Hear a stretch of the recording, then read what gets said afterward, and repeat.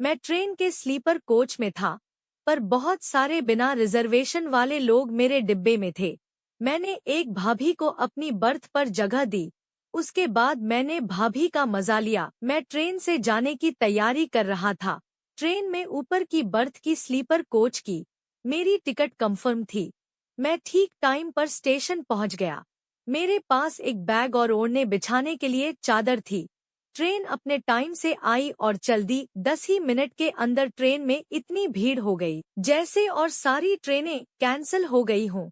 मेरी reserve birth होने के बावजूद मुझे अपनी बर्थ तक पहुंच पाने का अवसर बड़ी मुश्किल में मिल सका। भीड़ हद से ज्यादा थी, इसलिए मुझे नीचे सीट पर बैठने का मौका नहीं मिला।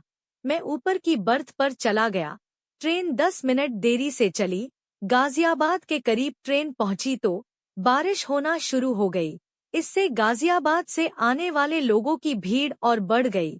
कुछ टाइम बाद जब टीटी आया तो सबने टिकट चेक कराए जो बिना रिजर्व टिकट के थे। उनकी टीटी ने जेब काटी।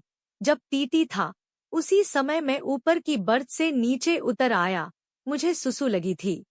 जब मैं बाथरूम से वापस आया तो मेरी ऊपर वाली सीट पर एक भाभी आकर बैठ गई थी।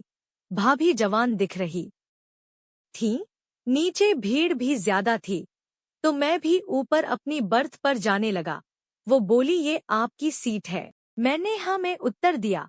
इस पर वो बोली कि ठीक है, मैं थोड़ी देर में टीटी से अपने लिए सीट पक्की करवा लूंगी। अभी भीड़ ज्यादा है। इस पर मैंने कहा, कोई बात नहीं, आप बैठ सकती हो। मैं बर्थ पर आ गया और अपने फोन में फेसबुक फ्रेंड्स के साथ लूडो खेलने लगा। वो बार बार मेरी तरफ देख रही थी। मैंने उनसे खेलने को पूछा तो वो बोली ओके। मैं और भाभी नॉर्मली लूडो खेलने लगे। कोई 4 से 5 मैच खेलकर हमने खाना खाने का प्लान किया और टिफिन निकालकर खाना खाने लगे। मैंने उनसे उनका नाम जानना चाहा तो मालूम हुआ कि भाभी का नाम मनीषा था।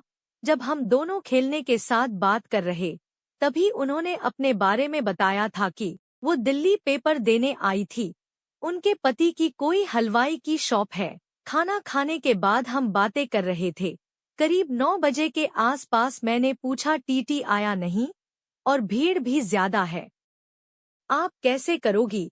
वो कुछ नहीं बोली, बस मेरी तरफ असहाय सी देखने लगी। मैंने कहा ओके, आप मेरी सीट पर ही रह जाओ, जब टीटी आएगा तब देख लेंगे। तो भाभी ने कहा ठीक है।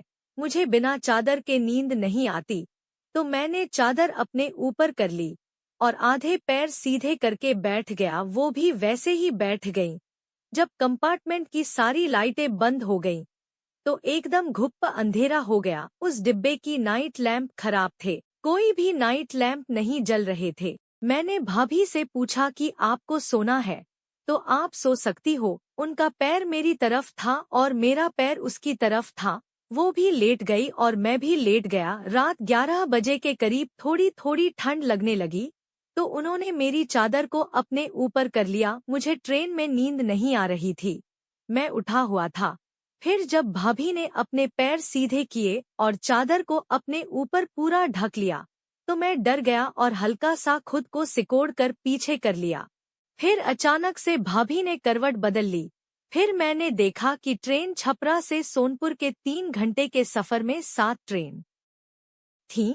तो मैंने भाभी से पूछा कि अगर आप चाहे तो हम इधर उतरकर किसी होटल या रूम को 1 घंटे के लिए सकते हैं। भाभी ने कुछ पल सोचा, फिर बोली, आपको तो आगे जाना है। मैं बोला कि आगे एक स्टेशन जाने की 6 से 7 ट्रेन है, मैं उनमें से किसी भी ट्रेन से चला जाऊंगा। वो बोली कि मैं अपने पति को क्या बोलूंगी। मैंने कहा, बोल देना कि बस या कोई ट्रेन में जगह ही नहीं मिली, भीड़ के कारण आज आना नहीं हो पा रहा है, आज यही रुक जाना, सुबह चली जाना। इस पर वो मान गई। मैंने ट्रेन से उतरकर बाहर आकर एक होटल में एक रूम ले लिया।